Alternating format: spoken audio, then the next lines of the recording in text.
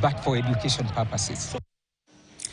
Now you see, every 14th of February is Valentine's Day, and with that, always men's conference conversation comes up now.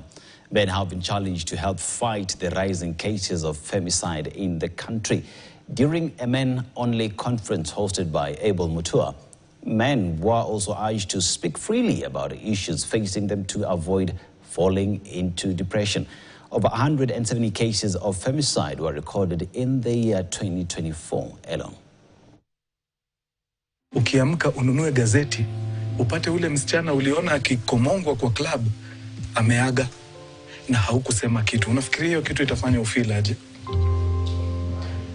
So, what is happening?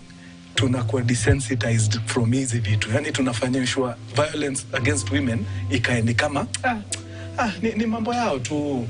Ni mambo yao tu hiyo.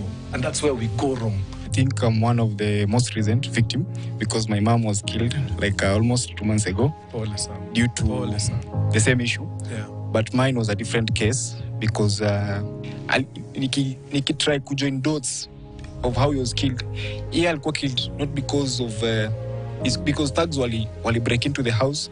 Ukiangalia vitu waliba zilikuwa vitu useless because wanakuja wanaiba things like carpets, sufuria, vitambaa, and they leave big things like viti na nini. It means their intention yao ilikuwa tu moja, maybe kumaliza. Sisi tunajua ukabila, fulani ametoka mahali fulani, lakini hatujajua undugu. Tukio na undugu, tuondoe ukabila, hii mambo yote tutaikanyaga na itaishia huko chini. Timely conversation there, men coming together to discuss issues affecting the Republic, including